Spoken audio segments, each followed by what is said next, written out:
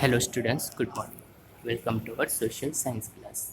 And students, we know very well we are on our lesson number 2, which is what is around us. Or in last period we completed some points of these lessons, right? Like lithosphere and hydrosphere. So today we are going to discuss about our next topic. See students, now let's understand the third sphere and which is atmosphere. The sphere of air that wrap the earth from all sides is called atmosphere.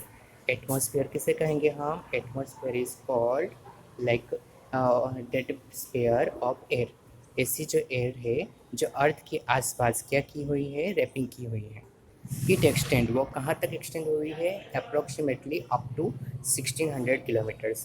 कितने kilometres तक? 1600 kilometres from the surface of the earth. Okay, earth की जो surface है उसके आसपास approximately 1600 kilometre तक वो extend हुई है.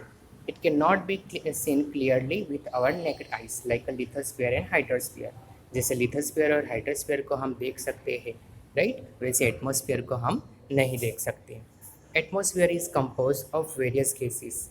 अलग अलग गैसेस से बने होते हैं. Water vapour, dust particles, smoke, salt, micro organisms, right. Atmosphere is a colourless, odourless and transparent. See, atmosphere कैसा है? ना कोई कलर है, ना कोई स्मेल है, ओके, ना कोई ट्रांसपेरेंट है, यानी हम देख ही नहीं सकते उसको. Solids, liquids and gases elements are including in the atmosphere.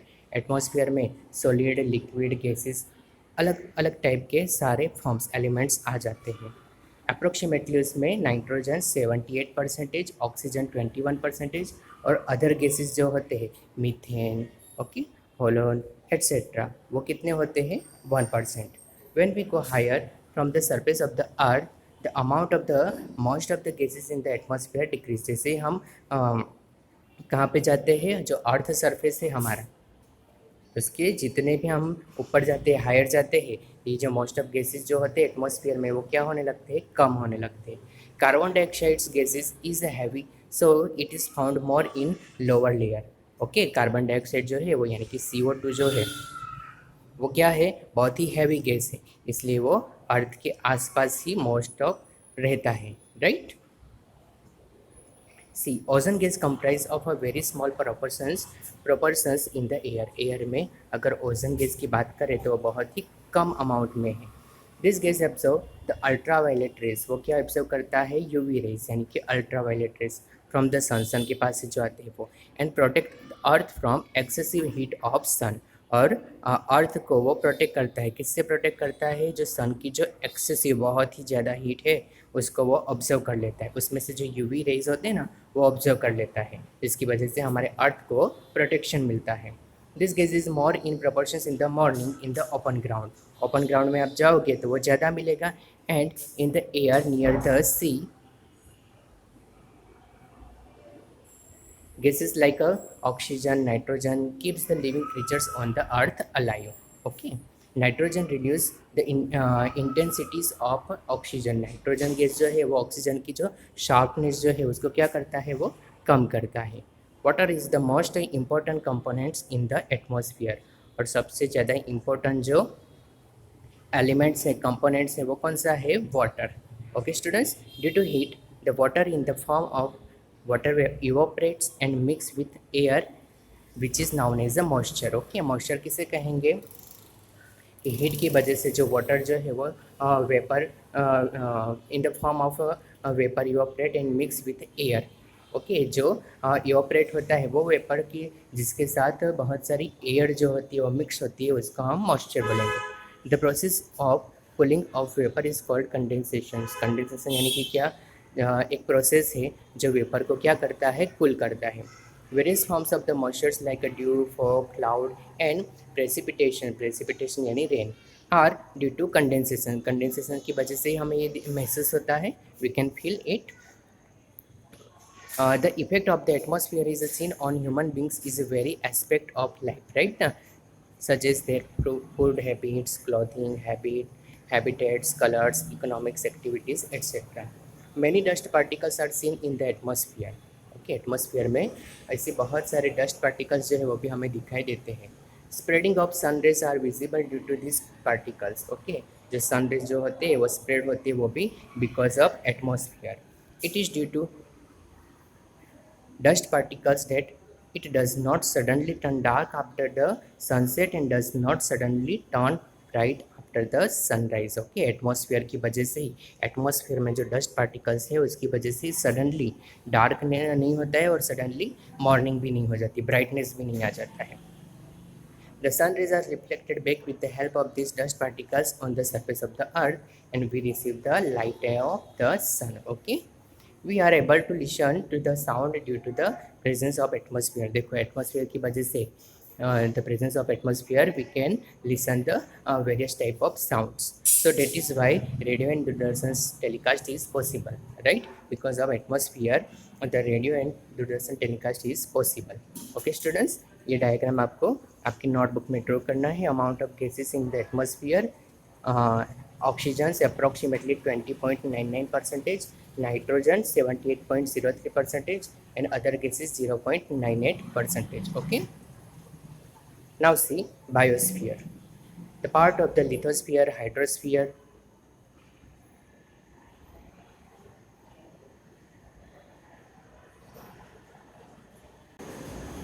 See students, biosphere, the part of the lithosphere, hydrosphere and atmosphere where the living world exists is known as biosphere. Biosphere किसे कहेंगे कि part, ऐसा part जो lithosphere, hydrosphere और atmosphere सबको वो include कर देता है, जिसकी वजह से कहाँ पे, वहाँ पे क्या एग्जिट्स है, living words. Biosphere is one of the important sphere on the earth. It is very important. Earth is the only planet in the solar systems having biosphere. Okay, biosphere किसके पास है, हमारे अर्थ के पास ही है. पूरे सोलर सिस्टम में देखेंगे तो earth is only one planet which has a biosphere.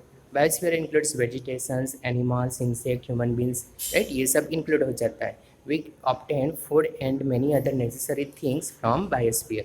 हमें क्या क्या मिलता है, फूड मिलता है, राइट, और many other necessary things also we will get from biosphere. We cannot live without vegetation and animals, right ना. वेजिटेशन है, एनिमल्स है, उसके बिना हम जी नहीं सकते. Can't imagine the life without vegetation and animals. So biosphere is the base of our existence and living, right? ये हमारा क्या हो गया, बेस हो गया. And it divided into parts like non-livings and livings. Okay, so see, lithosphere, hydrosphere and atmospheres form the non-living parts, while plant, animals and microorganisms are including in living parts. Okay students, so see, you have to draw these same diagrams in your notebook. Okay students, understood? Now see, effect of human activities on sphere. जो human activities होती है अलग अलग, उससे हमारे जो sphere है, हमारा जो अर्थ है, अर्थ के अंदर जो जो स्फीयर हुए हैं, और हमने देखे कौन से, lithosphere, hydrosphere, atmosphere and biosphere. तो उसके ऊपर क्या इफेक्ट होती है इसके बारे में दिया हुआ है. सी, देखेंगे हम. Human beings knowingly and unknowingly undertake many activities for their development, right? Human being जो है, यानी कि हम लोग जो है वो क्या है, जाने अनजाने बहुत सारी ऐसी एक्टिविटीज़ करते हैं. किसके लिए, because of our development. So human actions causes an imbalance in the different spheres. और उसकी वजह से कभी कभी क्या हो जाता है, जो नेचर जो होता है, जो स्फीयर होता है, उसमें इम्बैलेंस आ जाता है. Due to this, the balance of the various sphere is threatened. Underground nuclear testing, too much drilling for mineral oils, ये सब रीज़न है. And excessive drillings of tube wells affect the lithosphere, right ना. वो lithosphere का क्या करेगा, affect करेगा. And industrial waste into the water bodies pollutes them. इस तरीके से क्या हो जाएगा, हाइड्रोस्फीयर जो है वो पोल्यूट हो जाएगा. The polar caps have started melting due to the increased heat. एक ग्लोबल वार्मिंग की वजह से बहुत सारी ऐसी ह्यूमन एक्टिविटी है जिसकी वजह से हमें ग्लोबल वार्मिंग की सिचुएशन फेस करनी पड़ रही है, और जिसकी वजह से क्या है कि हीट जो है वो बहुत बढ़ गई है, राइट. और जिसकी वजह से पोलर कैप जो है वो धीरे धीरे क्या होने लगा है, मेल्टिंग होने लगा है. shapes and disposals of the industrials and dangerous for the hydrosphere. Harmful gases emitted by industries, workshops, power stations and vehicles pollute air. Harmful gases emitted by कहाँ से निकलते हैं वो इंडस्ट्रीज वर्कशॉप है पावर स्टेशन है vehicles है उससे क्या होता है एयर जो है वो पॉल्यूट होता है यानी एटमॉस्फेयर पे इफेक्ट होता है the areas with higher frequency vehicles so increase rates of carbon dioxide carbon monoxide in the air the amount of CO2 in the air increase due to the cutting of trees okay cutting of trees बार बार हम जो है वो trees cutting करते हैं जिसकी वजह से CO2 का जो प्रोपोर्शन जो है वो क्या होने लगा है बढ़ने लगा है heat on the earth increase due to the increase of CO2 in the air in this way human activities affect the biosphere और इस तरीके से बायोस्फीयर को इफेक्ट होता है right students so see the nurturing links of nature and endangers due to the exploitations of environment which endanger the biosphere okay nurturing का मतलब क्या हुआ है care for the growth and development okay अगर nature को हमने ठीक से उसकी केयर नहीं ली तो वो जो है वो क्या है अभी खतरे में आ गए हैं right so due to the exploitations of environment which endanger the biosphere जिसकी वजह से बायोस्फीयर जो है वो क्या है बहुत ही खतरे में आ गया है okay students so here we completed our lesson number 2 okay so what is in your SW you have to read these lessons very carefully draw all that diagram which I given okay and try to write its exercise in your notebook in our unit test 1 we have lesson number 1 and lesson number 2 in our exam okay this is syllabus so all type of question will be come in your unit test okay so be prepared like match the followings MCQs fill in the blanks one word questions one sentence question 3 to 4 sentence question answers short notes okay and all come from our textbook okay so read lessons very carefully okay in this year we have no workbook okay so you have to prepare lessons very carefully okay and I will give some extra question answer also okay for better practicing okay thank you have a nice day